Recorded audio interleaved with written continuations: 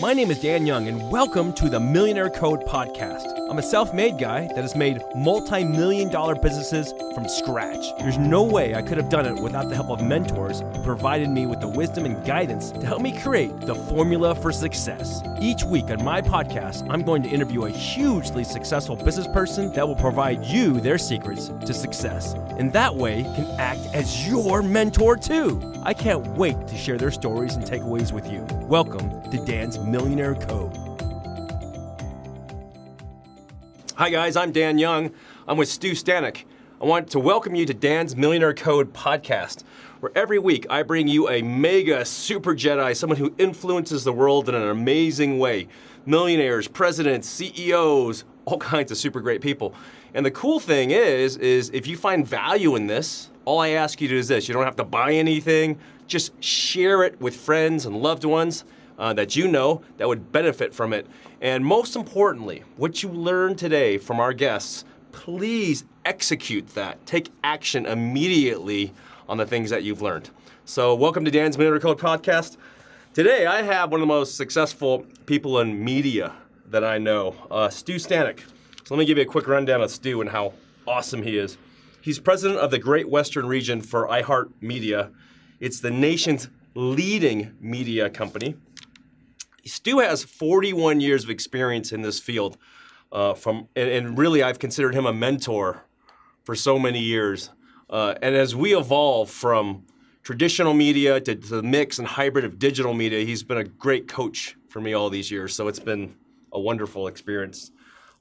He started his way as just a normal salesperson, like I was too many years ago, and he's grown himself to a regional president of two public companies.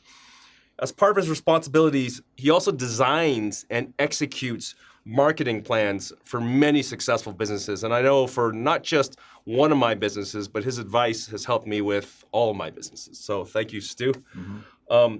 I think we met over a decade ago. It's been a decade and a half. I think it's close to 15 years. Wow. Yeah. Time flies, right? Yeah. But all your advice has really been beneficial. And I thought if you could share that advice to everybody out there, they could apply it to their businesses as well. So tell us a little bit about your climb to becoming president of the Great Western region for iHeart Media, because that's a pretty big responsibility. How far back do you want me to go? As far back as you like. When you say that I've been here 41 years doing this, it's like, holy crap, that's a long time. But I went to college the summer that Watergate broke, the summer that Nixon was ousted out of the White House. And I thought, well, I want to be a journalist, and I want to go to Washington and hobnob at cocktail parties, and that's got to be really fun. So I got involved in the college newspaper, and they said, we don't let freshmen be reporters, but you can sell ads if you want to. Oh. I said, well, what the hell, I'll do it, because I just really want to get my foot in the door. And so I really liked that, and my freshman year, I became sales manager of the college newspaper, and then a local radio station came calling to the advisor in the department and said, we want a kid to come over here and work at the radio station and call on pizza places and bars and bike shops that were always clustered around college campuses and kind of speak the language of the student body. So I started doing that when I was 19, and I never looked back on being a reporter again. I don't think I was good enough to be honest, but I started selling ads for the local radio station, and every day I'd meet new business people. Every single meeting I went to, I took something away from them. I could then go to somebody else and say, hey, this guy's doing this. And so for me, it blossomed. And then when I graduated from this small college in a small town in Wisconsin, I went to Milwaukee, which was a pretty big market and the biggest radio station in Milwaukee. And I went from, small town, $5 a spot kind of thing to charging $200 a commercial and impacting millions of people with every message. So it was a great education, and I set my sights on my goal is to be a general manager in the business by the time I was 30, and I worked my way up to sales manager there after a few years. And all along the way, I picked up information and advice from really good people. Like who should I take to lunch? Who should I listen to? Who should I really ask for mentorship from, like the word you always use. And so in doing so, I set my sights on being a general manager by the time I was 30, and I got an offer to be a general manager in Colorado Springs, Colorado, at age 29 years and 10 months. Wow. So I made it by 2 months, and it was just a marvelous experience. I look back on it, and I made a bunch of mistakes, and I could have been smarter on a whole bunch of things. But I think the absolute best way to learn is to just jump in the pool. You're going to figure out how to swim. You're going to drink a little bit of water. You're going to get some stuff up your nose. But when you jump in the water, you're forced to look around and survey the situation and say, I've got to make the most of what I've got to work with. So that led me to then getting asked by that company there to come to Salt Lake City in 1988 because they were buying a couple of really beaten down, broken radio stations here. And I said, I don't want to go to Salt Lake City, but I'll go for a little while, then move me on to somewhere else. And once I got here, I really liked it. So I worked my way up with that company, had some success, and just loved staying here ever since. I had moved around the country. I took care of stations in the East Coast, Worcester, Massachusetts, Providence, Rhode Island, the state of Maine, the state of New Hampshire, upstate New York, Pennsylvania. And so as you go out there, if somebody is from Salt Lake City, my best advice is go east because, and just look around a little bit. I'm not saying movies, but look around a little bit because you learn something everywhere you go. You know, I had guys in Buffalo, and every time I went there, I go, man, you guys are really cool. I'm bringing this into my deal. I'm going to pretend like it's mine the next stop on the tour, you know. So I learned a lot from that, and then after all that travel and everything I did, I took a year off in August of 2001, and I wanted to spend some time with my kids. After being on the road so much, I just felt like I need to spend as much time as I could there. And after a year, iHeart came calling. It was Clear Channel back then. And my That's kids, where we met, right? Exactly. And my kids sort of said, you need to go. It's been nice having you here, but you need to go get a job. So I came back to iHeart and worked my way up and became a regional president and ultimately turned around some stations and I just work with the best group of people I've ever met in my entire life. Well, you know, the unique thing is this, because I deal with a lot of different traditional media and digital media groups, and you have a unique feature actually to you, which is massively different. And I think as a client, it's probably the number one key to success with us using your media channels. But typically people in radio or TV or anything like that, they try to sell off a PowerPoint, right? But they're really not listening to what the customer's problems are. And one thing you've done, you've literally helped me script dozens and dozens of commercials that have been attributed to, I'd say, huge, massive revenue increases for us. So not only it's like, usually when I'm talking to people buying media, it's like, okay, how much can I get per spot? You know, the cost per 1,000 customers that I'm going to get in front of their eyeballs and stuff like that. And sure, you get into the math on it, and the math is great. But what's most valuable is you sit there and you dissect the psychology. And I've seen you like on a Sunday afternoon email me all these different ideas, and I'm like, wow, this is someone who's not just selling me stuff, but is scripting solutions to my customers' problems. So do you do that with a lot of clients? Is that standard protocol? You know, I would love to do that for a lot more. My brain's always working, and I probably have a little bit of ADD that I'm dealing with, but because I've got ideas coming all the time. And you know, the unique thing about our relationship is that you are a really good listener. Sometimes. And the lost art in business and relationships is listening. I just saw Bob Woodward speak a little while ago, and I think this really put it together. When he was a reporter for the Washington Post and working his way up, people have said about him that he gets more out of people than they thought was humanly possible. Like, for some reason, they want to just gush in front of him. And he said, the best thing I learned is to shut up. And he said if he ever felt himself starting to interrupt somebody, he would take his thumb and he'd press it against his little finger and cause pain. Oh. So it's like notes on that one. when you have that urge to speak, just shut up. And day after day, hour after hour in the business day, I hear people stepping on other people. Somebody you're with, like you might say, you're going to tell me a key benefit to your company that I should listen to and absorb.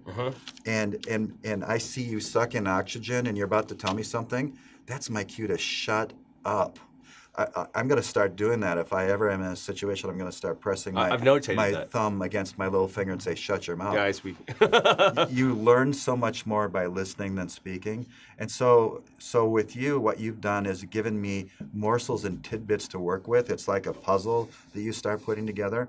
And too many people want to hold tight on those little morsels, and they listen to too few people in their inner circle instead of going out and listening to more ideas. So I'm always back to that original question. I'm always thinking about somebody's situation, a better way to do it, and sometimes we get to make our points, and sometimes we don't. Well, here's the one thing that's interesting about that, and we talked about this in previous podcasts. In fact, Kurt was on. Kurt Benson Good was friend on of before, mine, yeah. And we were talking about the similar thing, but for the car business, in that our jobs are to find people's pains and what's like plaguing them, and find a way to deliver a solution to make them happy. And that's it. Really, that's the key to business success. Find pains, find a good solution, deliver that, heal them, and make it easy for them to get to that point. I'm just wondering why, which is kind of interesting. I'm wondering why so many companies selling media of any kind, they're always straight to the bottom line, to the numbers. And then they put numbers that are foggy for people. And then there's typically no good factual basis to back that.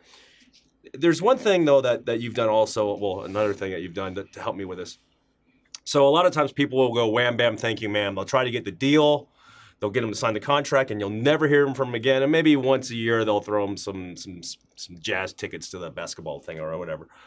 But you're different, because what you'll do is you go, Dan, I've been listening to your ads, and you've been running this one for a long time, and here's an idea of maybe ones you want to try. Why don't you just get your butt in here, record some of these, and then let me show you some analytics and measure this in a couple months. And then a little email will come from you 2-3 months later with beautiful math, and then you'll be like, well, this one worked. Well, it looks like this one didn't work.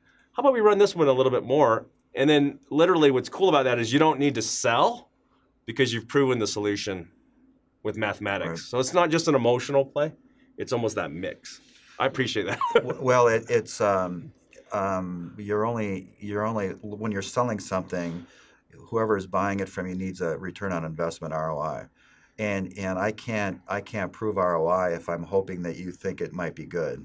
I've got to always be in a mode of optimization. So once you start doing business with a customer, that's only the start. Once you got the order, it's what is the ROI on that? How can we make it better? Are we paying attention? Are we listening?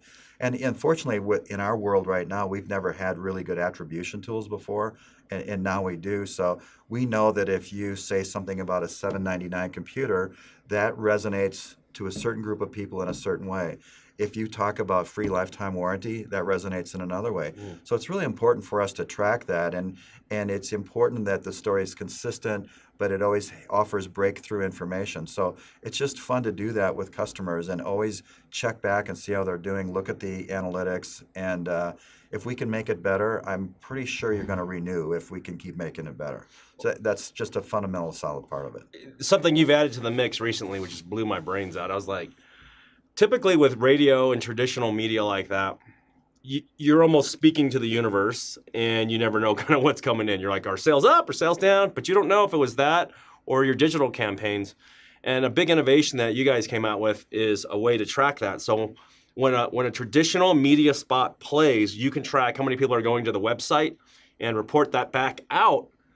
So that way you can measure almost as close as a lot of digital media as well, which is beautiful. So you're taking that traditional media and be able to report in a modern way.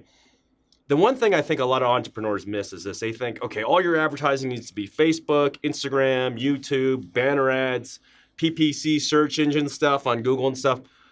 But that's just a piece of it. I mean, a lot of times I teach people it's like a meal. You can have a steak, but you need a dessert and you need an appetizer. It's that combination of that experience, because one thing that's interesting, and I'll mention this, we diverted a majority of our advertising dollars purely to digital for some of our companies, purely digital. And we actually saw revenues go flat. And we were like, why is it flat? But what we found out, though, is by turning off a lot of our traditional type of media, we were missing a lot of the demographic that we were targeting in the first place. I've got several responses to that, but I read a piece of research a little while ago that Budweiser ran into the same thing that you just spoke about. Several years ago, they were doing hyper-focused targeting on men 21 to 34 for their, I think it was a Bud Light brand. And they saw flat and declining sales, and they went back and did some research, and about 60% of all the people they had buy Bud Light were outside of that target. So they're hyper-targeting somebody they thought was ideal, but the brand disappeared from the masses. Oh, wow. And we have a cartoon that we use that we saw a little while ago, and it shows a guy driving in his car, and there's notes coming out of the radio, and it's a message for somebody, for a shoe company. And then he drives by a billboard, and he sees the shoe company up on a billboard. And then he watches TV for a little while, and there's a shoe company there. And then he's looking at his computer, and there's a shoe company on his laptop or his desktop. And then later at night, he's sitting there, and it pops on his cell phone, and he taps, "I want to check this out." So the marketing department at the shoe company says, "I told you mobile is the best way to do it," but it's a series of messages all day long. So the most important thing I've read recently is balance. Hyper-targeting is important because that's low-hanging fruit, and you have to go after those people, but they'll never get there if your brand isn't built. And you've balanced that with PC laptops brilliantly. You're on television, you're on radio, you're reaching the masses, and that's really improved any digital that you've done. One can't live without the other, and I think you've done that masterfully. So thank you very much. Yeah, I appreciate that. A lot of that attribute to your advice as well. The interesting thing is this, though, looking at a lot of different other radio stations out there and groups, a lot of them have declined, and they're getting their butts kicked. And with your region and your responsibility level, you've typically always gotten this really great growth strategy, and it's been good. What's been some of the elements that equate to that would set you apart from everybody else? We've had our ups and downs certainly, and we're on another nice upswing right now. I think it's for us it's consistency of our personnel. I'm blessed to work with some amazing sales managers who have a lot of experience, and they deserve an awful lot of the credit of any success we've had. And we've got several people on our sales staff that have been there 10 to 12 or even 15 years. Wow. And that's good, and it's dangerous at the same time. It's good to have experienced people, but it's bad to have people that are set in old ways. So the really cool thing is that right now, if we meet with somebody for our marketing, it will commonly be not buy this asset or these spots or this personality. It's what is it you need. It's like that's the shut up and listen phase of what we do. And these people who have been there a long time have really adapted, and they're executing campaigns now of spots on the radio, traffic sponsorships. It might be over-the-top television. It might be targeted direct mail. It might be targeted emails. And so they go out and we've got a guy that's been there 40 years like me, and he's as good on all the digital products as anybody in our group. So it's evolution. It's very different today than it was 6 months ago, than it was a year ago, than it was 2 years ago. You see that in your business. The ground is shaking underneath you, and you've got to go find steady ground whenever you can. Wow. I'm going to shift gears like crazy. Fine. My ADD is kicking in. Go right ahead. What's the most common reason that you see that certain clients are not successful, and what would be the key ingredient of the ones that are successful in the market? Because literally, you get tons of people buying media from you, and some make it, some don't. What's some of the common differentiators you see? Those that have a lack of balance, those that don't balance building the brand with hyper-targeting. And I think that I see a lot of people that like to put their marketing on set it and forget it. They'll talk to people in January. They might do some annual plans, and then they relax on it and they feel like their job is done, but the job is never done. I think also that when I talk about balance, there's people who've rushed too much into digital, and while it's really effective and really good, it can't be the only thing you do. And then you have to go to a higher reach medium. And sometimes people forget about how important that really is in building a brand. And I also think that there are times when, like I said before, the earth is moving underneath our feet and it's changing fast. And we all have to read and absorb and be students of marketing because it's changing all the time. And anybody who is in their little cocoon and they're listening to a couple of close advisors who are also in that same cocoon, there's a whole thing going on out there that they're not paying attention to, and they've got to stick their head up and look around a little bit. So I think people become too much in their cocoon and don't look around enough and see how it's changing. It's interesting because it kind of circles back to a lot of people in the industry that are leaders in the industry in radio and television, things like that. They are kind of stuck in their cocoon. In fact, I would probably say, without pissing anyone off in this market, you're one of the very few people in this market that think that way, that are in charge of a large traditional media company as well. Well, it's great of you to say that, but you know, one of the things about the company I work for, iHeart Media, is that we dropped the radio moniker a long time ago because we realized that we have to wrap our arms around consumers in a multitude of ways. We have to do it with the iHeart Radio app. We have to do it with podcast content. We have to do it with really good personalities. And so I'm with a very progressive company that is always applying shoe leather to your derriere. You know, get your butt out there and study this and learn this and determine what solutions there are. They're not a company that says, we have over-the-top television, go sell it. We're really a company that says, find clients who might have a need for that, or see if our client needs would envelop and wrap their arms around OTT as a strategy. Wow. Yeah. This is amazing. So Stu, what's on your bucket list, man? You're in charge of all, the whole group over here and that. What's next, man? Well, I made a lot of decisions lately about that, and I've decided not to decide. I really like what I'm doing. When my key fob hits the door every day, I walk in and I work with the best group of people I've ever met in my entire life. And that is so energetic to me. I learn every day, and I would never want to be in a situation where I didn't feel I was learning. So I'm really happy doing what I'm doing. I want to get in a place in my life where I can do some travel, and I love exploring. I love riding a motorcycle around Europe and thank and you all over the world. for taking me to England a few years back. You're That was very fun. welcome for that. We got good fish and chips there together. Exactly. The head was on. I'm not sure I like that very much. But for me, the bucket list is really, staying healthy. I've got a grandchild and another one on the way that nice. I'm very enthused about.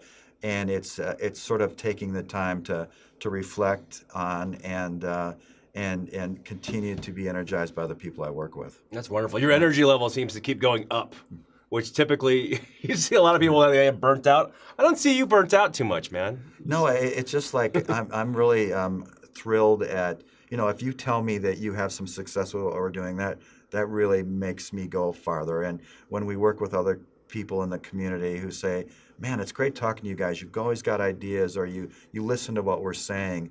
That's a really cool thing. Just recently, we did a thing with America First Credit Union, and we're going to support Utah retailers with a program called Shop Utah, Grow Utah. There's 38,000 retail businesses in Utah. There's almost 400,000 people that work, and we all celebrate. I know you sell online, but we celebrate Cyber Monday after Thanksgiving. That's money that's coming out of the Utah economy specifically right there. Oh, wow. And so I'm super excited about the impact our group of radio stations will play in the Utah economy going forward. And America First is becoming a great partner in this. So we're super excited about that. That's pretty cool. Yeah. That's pretty cool. I want to sum up a couple lessons that you've taught today, some Jedi Master lessons here. And those of you that know what Jedi is awesome, but it comes out of Star Wars. Jedis are like super sage wisdom leaders in the universe that help conquer evil and do good. So, and if you haven't watched all the Star Wars series, make sure you do. So just a couple of things. The big one is this. listen and shut up when you're talking to your clients or anybody. Kind of hear what's in their mind, and you can touch your pinky to your thumb and give yourself a little reminder. I want you guys to practice that. It's been so phenomenal. I love to talk, as you guys know, my ADD is out of control, and I try to control my listening skills and really dig in that. And I'm going to use that, Stu, quite a bit. The second big takeaway I got from this is balance in marketing. Balance is just so important, though. It's not one thing. It's not just digital. It's not just traditional. You have to have the right mix. Mm-hmm. I'm going to add a little flavor to that, a little tiny bit of seasoning on that. And you actually have taught me this before, is consistency. So balance, but you mix that with consistency. Typically when we do deals, we sign yearly contracts, right, on an annual basis, because a lot of customers, you'll see them come in there and they'll burst it out for a month or 2 or 3, and then they're just out of there and they don't feel anything. But with most marketing, to get that brand in their head, I'd say it's taken me years, but at least maybe like 6 months to them to know you, right? Mm-hmm. And so, if any of you guys and gals out there are marketing with things, be consistent with it, consistently measure that. And it should be growing, obviously, when you're getting your measurement, though. But make sure you're consistent, because a lot of people are like, they're treating marketing like trading stocks or something. They get emotional and they're like, it's not working, let's move it here. And next thing they know, they've wasted all their money on a campaign and they're not bringing the revenue and they're out of business. And then they're working like a crappy job, right? Yeah. I have something to add to that, by the way. Yeah. This is old-fashioned and silly, and if any of my employees heard this, they would roll their eyes when I said it. But an old guy one time said that when you think about marketing, think about going home tonight and you're going to make pasta. Okay. You turn up the heat on the water because you're going to boil the pasta. You stand there for a long time. You turn up the heat. It doesn't boil. And then all of a sudden it starts to boil. You can turn the heat way down and it continues to boil. So many people treat their marketing like heating boiling water. They turn up the heat for a while. They're waiting for miracles. They're expecting miracles within minutes, and it doesn't happen. Then once the water starts to boil, you turn it down. So you reach that level of awareness in consumers' minds. You can turn it down a little bit and stay consistent, like just what you said, and the water will still boil. Boiling water is equivalent to consumer engagement with your brand and ultimately a cash register event. So I think that's a really great way of thinking about it. That's great. And I heard this 40 years ago, and I think it's absolutely relevant today. It's totally true. Yeah. And in fact, with our relationship, been over a decade and a half now, we've got it on boil. But what's really cool is I love it how you keep throwing me new bowls of pasta to try out. Exactly. Crank it up. Let's get that boiling, and then we've got more profit for you. We got a good restaurant cranking here, man. Stu. Thanks a lot, Dan. So let me ask you this: where can people find you if they're interested in a couple things? One, if they're interested in looking at improving their business or maybe doing something with you like on an annual basis to dig into media and do it right and look at the whole big picture, where can they reach you and your people? We've got a big group of people in West Valley City. I'm Stu Stanek at iHeartMedia.com, and I'm happy to talk with anybody anytime. And it wouldn't be good if it was just me. There's a group of people. You got a killer team. There's a group of people I would go out with, and a little bit of me goes a long way, maybe. And I think some of our team members would really be effective. We have 3 sales managers that operate teams. We have a digital manager, and we have great expertise in the auto. I've met all your people, and they're all super Jedi. Yeah. So start with me, Stu Stanek at iHeartMedia.com, and we'll get the ball rolling. And we can do almost everything right now. We've got a great suite of products, and more importantly, way more importantly, a dedication to making it work. So guys and gals, if you're in the Utah now, which regions do you cover now total now? I'm in Texas and New Mexico and Utah, obviously. Okay. So there's stations in West Texas, all of New Mexico, and here right now.